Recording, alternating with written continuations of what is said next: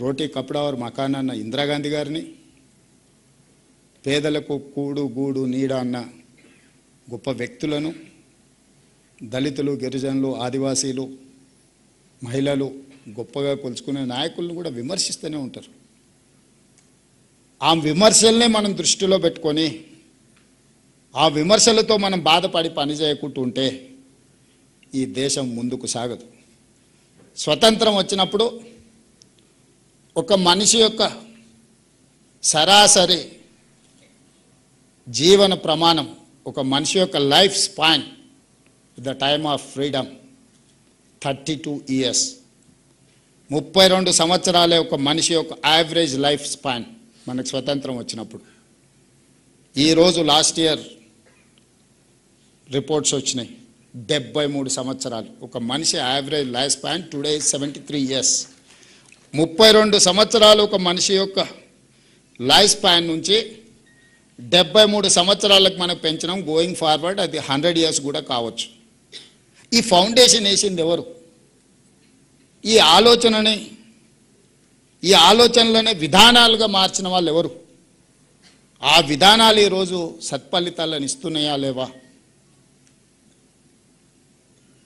చిన్న చిన్న సంఘటనలు చూపించి గొప్ప గొప్ప విజయాలుగా మాట్లాడుకుంటే, ఆనాడు జరిగిన యుద్ధంలో చైనాను ఓడించి, ఆనాడు జరిగిన యుద్ధంలో పాకిస్తాన్ ఓడించి, పాకిస్తాను కలిసి ఉంటే ఈ దేశ మనుగడకు ప్రమాదంగా మారుతుందంటే పాకిస్తాన్ని చీల్చి 2 దేశాలుగా, బంగ్లాదేశ్గా పాకిస్తాన్గా చీల్చి ఆ దేశాన్ని అన్ని రకాలుగా బలహీనపరిచి భారతదేశ సార్వభౌమాధికారాన్ని నిలబెట్టిన ప్రధానమంత్రి ఎవరు మీకు తెలీదా? నేను చెప్పాలా?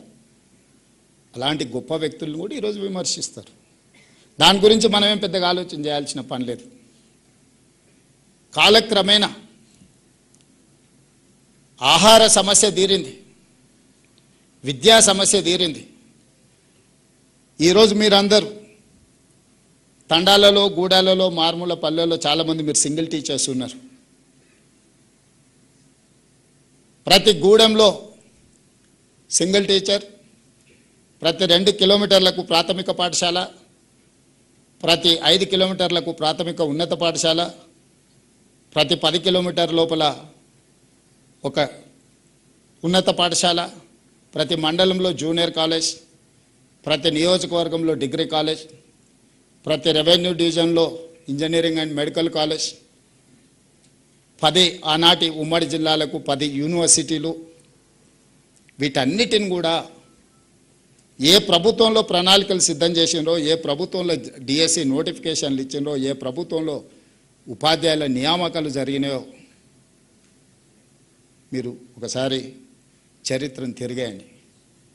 రెసిడెన్షియల్ స్కూల్స్ మొట్టమొదటిసారి పివి నరసింహారావు గారు హెచ్ఆర్డి మినిస్టర్గా ఉన్నప్పుడు ప్రారంభించారు. నల్గొండ జిల్లాలో ఉన్న రెసిడెన్షియల్ స్కూల్.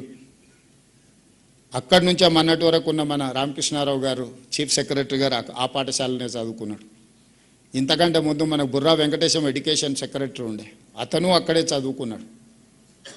అదే ఈనాటి నవోదయ స్కూళ్ళకు స్ఫూర్తి.